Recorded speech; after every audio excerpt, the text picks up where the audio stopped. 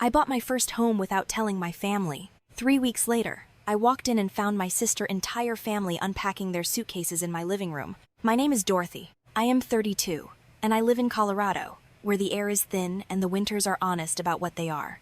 I work in data analytics for a mid-sized company in Denver, the kind of job that looks boring on paper but pays steadily if you keep your head down.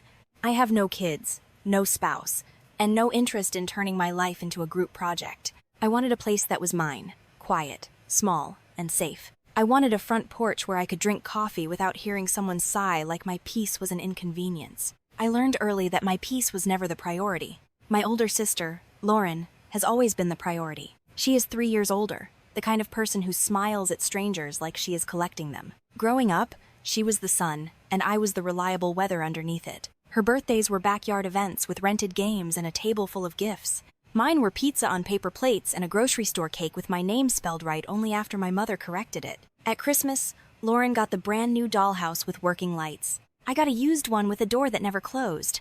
When I noticed, my parents would pat my shoulder and tell me to be grateful, like gratitude was my assigned role in the family. The unfairness sharpened when college started. I earned my way into a local university and planned to commute to save money.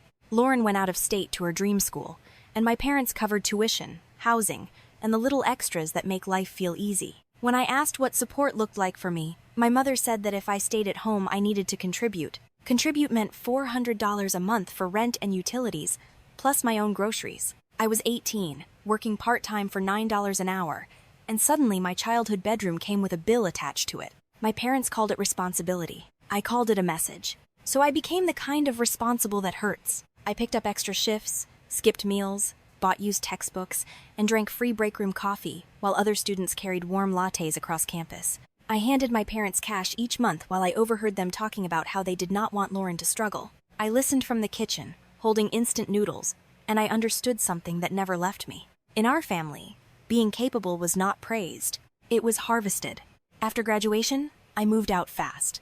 I built a life with tight budgets and careful savings. I stopped sharing my plans because my plans always became her plans. That is why I bought my house in silence. I thought silence would protect it. I did not realize my family had already decided who my home was for. I did not buy that house to impress anyone. I bought it because I was tired of paying rent for a place that felt like it could be taken away with one bad lease renewal. I bought it because I wanted roots that no one else could tug on. The funny thing is, my family always told me I was the independent one, the self-starter, the one who did not need help. They said it like a compliment, but it was always a way to step back and let me drown quietly while they threw life rafts at Lauren. When I was a kid, I thought the difference between us was just personality.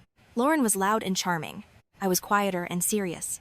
Adults love a kid who makes them laugh, who hugs them without being asked, who says the right thing at the right time. Lauren could do that in her sleep. I was the kid who made sure homework was done, who packed my own lunch, who remembered deadlines. You would think that would earn trust. In my house, it earned expectations. In high school, I loaded my schedule with the hardest classes I could handle. Not because I enjoyed suffering, but because I thought achievement would finally make me visible. I stayed late for clubs, helped teachers organize events, and took on extra projects when other students vanished the second the bell rang. At night, I sat at my desk with a cheap lamp and a notebook full of plans. I told myself that college would be my clean start. I would be the first in the room, the last to leave. I would build something so solid that even my parents would have to admit I mattered. Lauren was already in college by then, off at her dream school in another state. My parents talked about her like she was a celebrity. They kept her framed photos on the mantle. Her freshman orientation badge stuck to the refrigerator with a magnet. When she called, my mother would lower her voice and step into the hallway like she was taking a sacred call. I would hear words like stress, pressure, and workload. I would hear how hard Lauren worked, how much she deserved a break, and I would hear the part that always landed like a quiet slap. We do not want her to struggle. The summer before my freshman year, I sat at the kitchen table with a folder of acceptance papers and scholarship forms. I had chosen a university close to home because it made sense. I could commute, keep costs down, maybe graduate with less debt. I explained it carefully, like a presentation. My father nodded but did not look impressed. My mother listened with a tight smile, as if my plan was a minor inconvenience. I asked, as calmly as I could, what support would look like for me. Tuition help, books, anything. I did not ask for a free ride. I asked for fairness. My mother blinked like she was surprised I had needs at all. If you are staying here, you will need to contribute, she said. like she was reading a rule off a sign. I asked what contribute meant. She said $400 a month for rent and utilities. Groceries were on me. I remember the exact way my throat tightened, like my body tried to swallow the shock before my brain could process it. I reminded her that Lauren lived away at school and they covered everything. My mother did not deny it. She just tilted her head and said Lauren earned it. Lauren deserved it. You are different, Dorothy. You are independent. You will figure it out. Independent. The words sounded like a door locking. $400 a month might not sound like a lot to adults with full-time jobs. To an 18-year-old working part-time, it was a cliff edge. I found a job at a small retail store in a strip mall. The pay was not good. The schedule was worse. I worked evenings and weekends, then woke up early to drive to campus in a car that rattled like it was held together by hope. I learned which gas stations had the cheapest prices and which grocery stores marked down bread at night. I stopped buying things that made me feel like a normal student. I did not grab coffee on campus. I did not go to late-night food runs. I did not buy new clothes for presentations. I packed peanut butter sandwiches and ate them in the library while other students laughed with warm cups in their hands. I borrowed textbooks when I could, bought used copies when I had to, and sometimes I just prayed. The professor would not assign a chapter that was locked behind an online code. Every month I handed my parents the $400. I handed it over with a smile so they would not call me dramatic. My mother would accept it like it was proof of good parenting. My father would say, "Good, you are learning."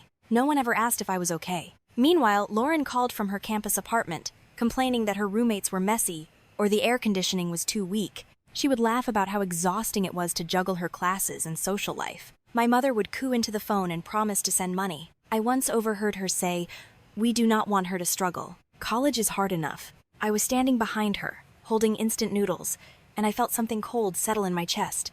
I was struggling, and it did not count because I was quiet about it. I did well in school anyway. I had to.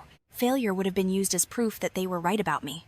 I lived with a constant hum of pressure, like a fluorescent light that never stopped buzzing. I studied until my eyes burned, then went to work and stood on my feet until my back ached. Sometimes I got home late and sat in the dark of my room, staring at my bank app, doing the same math over and over like it might change if I stared harder. The worst part was how normal it became, how quickly my family treated my exhaustion like background noise. When I got a high grade, it was expected. When Lauren got a decent grade, it was celebrated. When I made a sacrifice, it was called responsibility. When Lauren needed help, it was called love. By the time I graduated, I had a degree that could have made them proud, and a heart that already knew pride was not what they offered me. The night before my graduation, my mother asked what time the ceremony was, not because she was excited, but because she wanted to plan dinner afterward.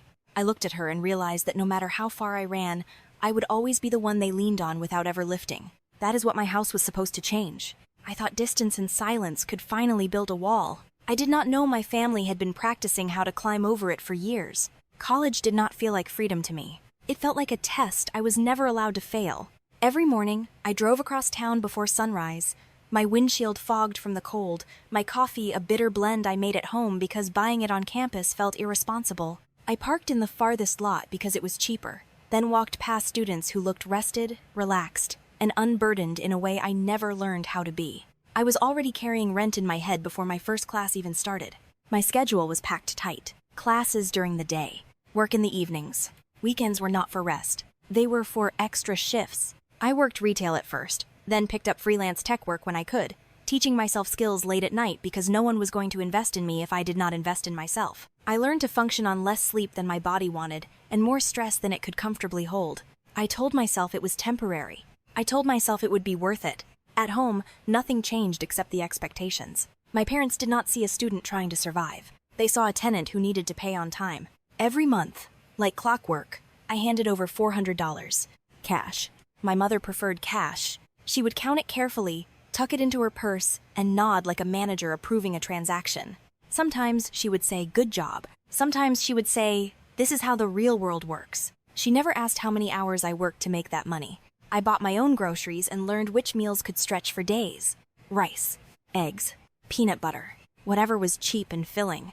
I did not complain, because complaining only made things worse. My parents had a way of reframing my pain into a lesson. If I was tired, I needed better time management.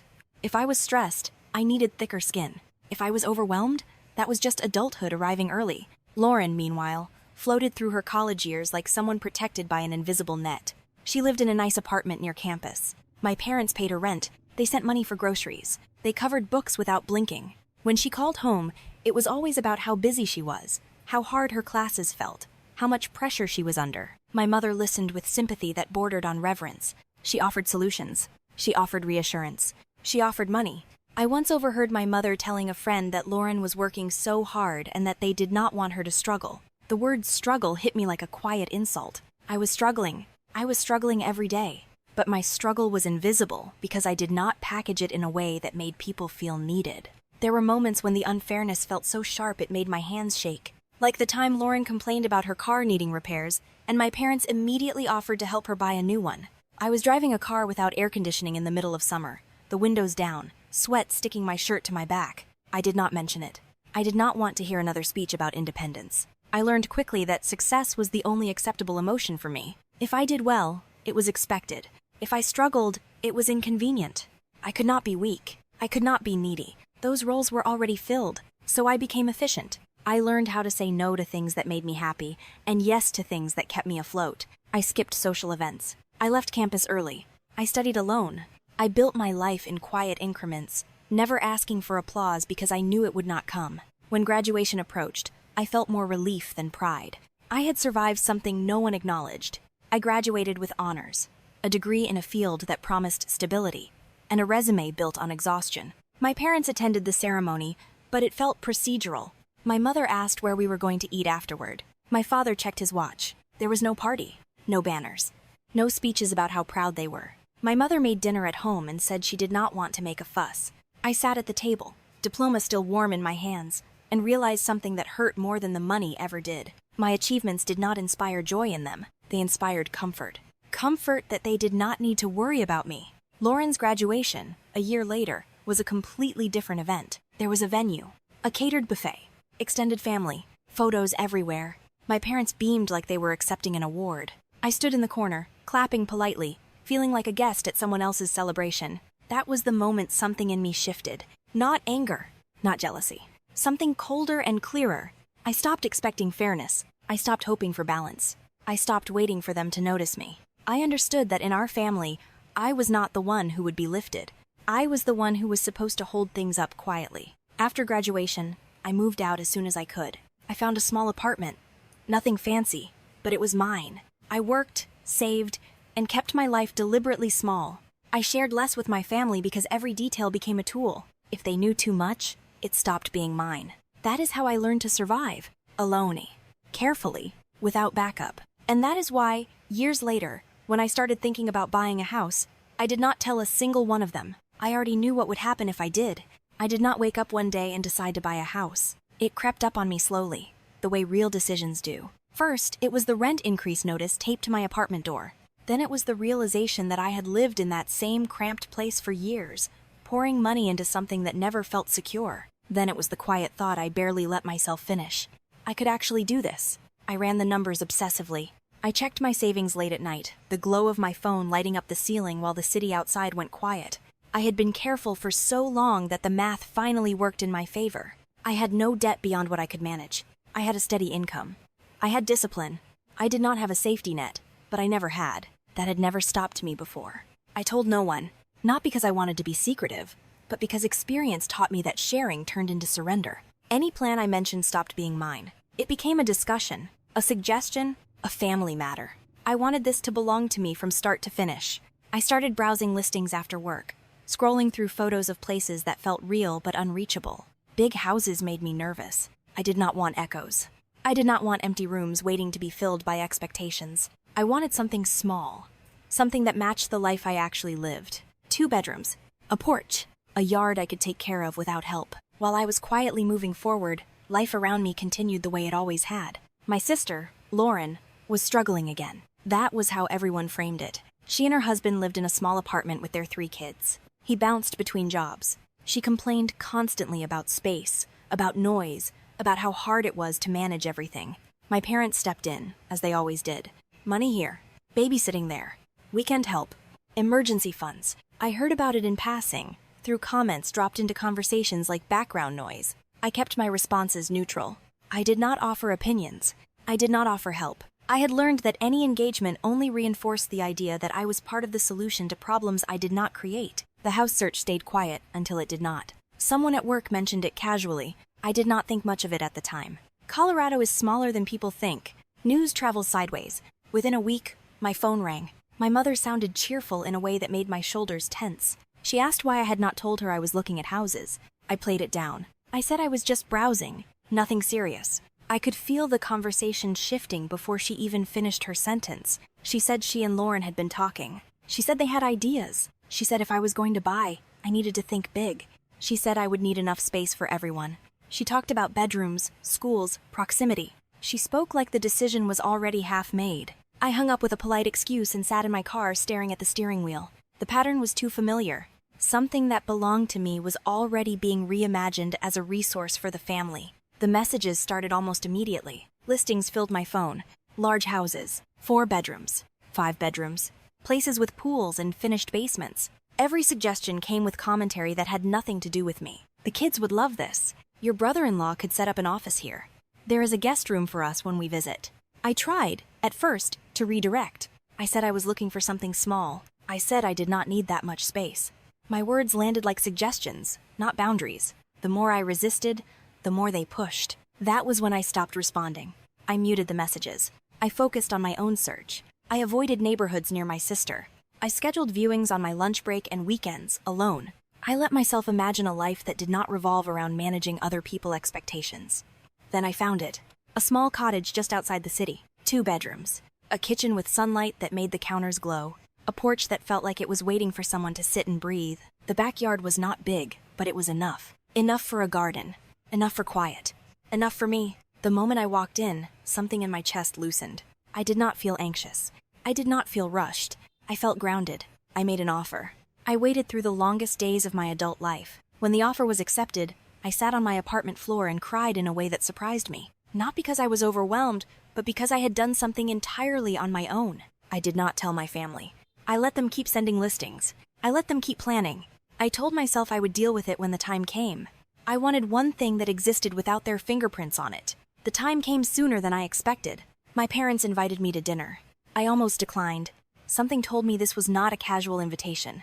I went anyway, knowing that avoidance had only ever delayed the inevitable. The house was loud when I arrived. My sister's children were everywhere. Her husband sat on the couch like he belonged there. Dinner was loud and chaotic.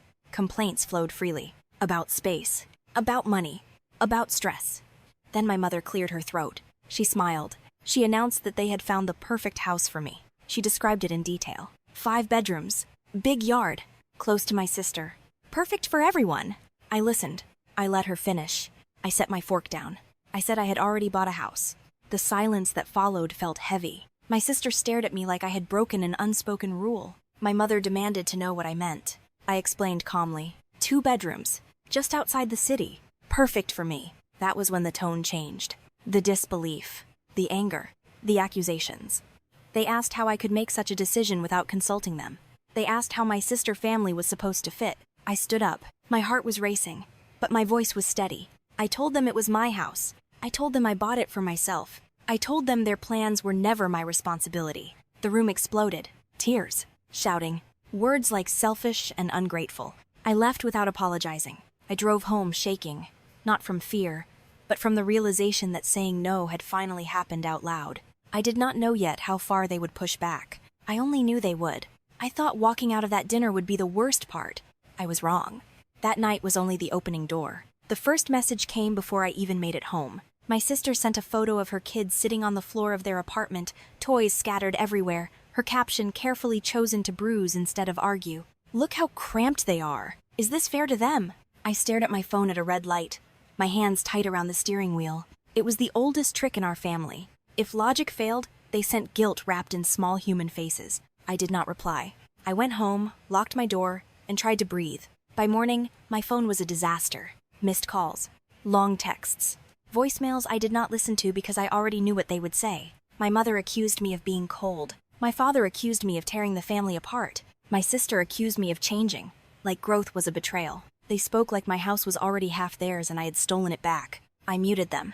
I told myself it would calm down if I did not engage. It only escalated. They recruited help.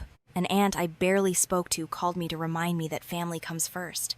A cousin sent a message about how hard my sister had it. None of them mentioned my name without attaching it to disappointment. I realized how quickly a narrative forms when only one side is allowed to speak. Then it moved online. My sister posted a photo of her kids sharing a bunk bed, framed just right to look tragic. She wrote about space and sacrifice, and how some people forget what family means. People commented with sympathy and anger aimed at a villain they could not see but already hated. I said nothing. Defending myself would have made me look cruel. Silence was safer, even when it burned. My mother followed up with her own post. She shared a photo of my house. I still do not know how she got it.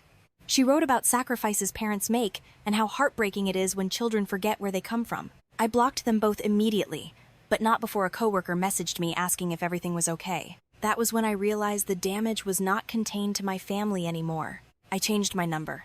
I blocked anyone remotely connected to them. I tightened my privacy settings until my online presence felt like a locked room. For a few days, the silence was almost peaceful.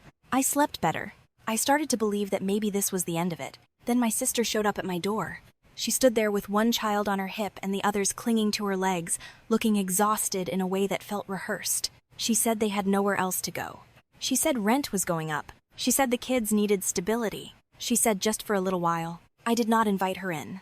I stood in the doorway and felt my heart split between instinct and survival. I told her no. I told her my house was not an option. I told her this was not my responsibility. Her face hardened like I had confirmed something she always believed about me. My mother called the next morning to tell me I was heartless. I hung up without explaining. I thought that was the boundary. I was wrong again. The following weekend, I ran errands in the morning. When I pulled into my driveway, my sister's SUV was parked in front of my house. My stomach dropped so hard it felt physical. I unlocked the door and heard voices inside. Children laughing. Cabinets opening. They were in my house. My sister was rearranging furniture like she had always belonged there. Her husband was in my kitchen, eating my food. The kids were everywhere, touching things I had chosen carefully, like my space was a suggestion instead of a fact. She told me our mother gave her the spare key. She said it would be easier if they just moved in. She said I did not need all this space anyway. Her husband said it made more sense for them. I did not argue. I called the police. The officers arrived quickly. My sister cried. Her husband complained. They said family should not need permission. The officers did not care.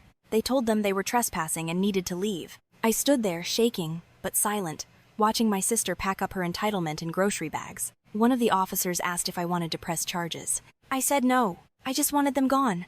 After they left, my house felt different, like a place that had been touched without consent. I changed the locks that afternoon. I installed cameras the next day. I called a lawyer and had formal letters sent to everyone involved. Cease and desist. Clear. Final. I sat alone that night, on my couch, in my house, and felt something settle in my chest. Not guilt, not relief, something steadier, clarity. They had never wanted my success. They wanted access. After the locks were changed and the cameras were installed, my house finally sounded the way I imagined it would. Quiet. Not the awkward quiet of avoidance, but the steady kind that lets your shoulders drop. I sat on the floor the first night because my couch still felt unfamiliar after everything that had happened. The walls did not judge me. The windows did not ask for explanations. For the first time, nothing in my space demanded that I shrink to make room for someone else's comfort. I did grieve. Not the relationship I had with my family, because I had already learned to survive without that. I grieved the idea that things could have been different. I grieved the version of parents who might have said they were proud without adding conditions. I grieved the sister I never really had, only managed. That grief came in waves, usually late at night, when there was no one left to disappoint. But something else came too. Relief, the kind that settles deep and does not ask permission. I realized that my family never struggled with my independence. They struggled with the fact that they could not control it. As long as I stayed small, quiet, and available, I was useful. The moment I built something they could not claim, they panicked. They called it selfishness because entitlement sounds uglier out loud. I replayed the moment I called the police more times than I care to admit, not because I regretted it, but because it marked a line I never crossed before. I had been trained my whole life to absorb discomfort so others could stay comfortable. That day, I chose the opposite. I chose safety over silence. I chose law over loyalty. And yes, I chose myself. Some people will always say family is everything. I used to believe that too. Now I believe family should not require self-erasure as proof of love. Family should not need keys to your home to feel important. Family should not demand your future as rent for your past. I still live alone. I still drink my coffee on the porch in the mornings. I planted lavender in the backyard, and this time it lived. I sleep better than I ever did before. Not because life is easier, but because it is honest. My phone stays quiet. My space stays mine. I do not know if my parents will ever understand what they did. I do not know if my sister will ever see me as anything other than a resource she lost access to. I have stopped needing those answers. Closure is not something they can give me. It is something I built, one boundary at a time. Sometimes I wonder what would have happened if I had given in, if I had let them move in, if I had swallowed the resentment and told myself it was temporary. Then I look around my house and I know exactly what would have happened. I would have disappeared. Again. So here is my question for you. If your family crossed every line and called it love, would you still open the door? Or would you finally lock it and keep the key?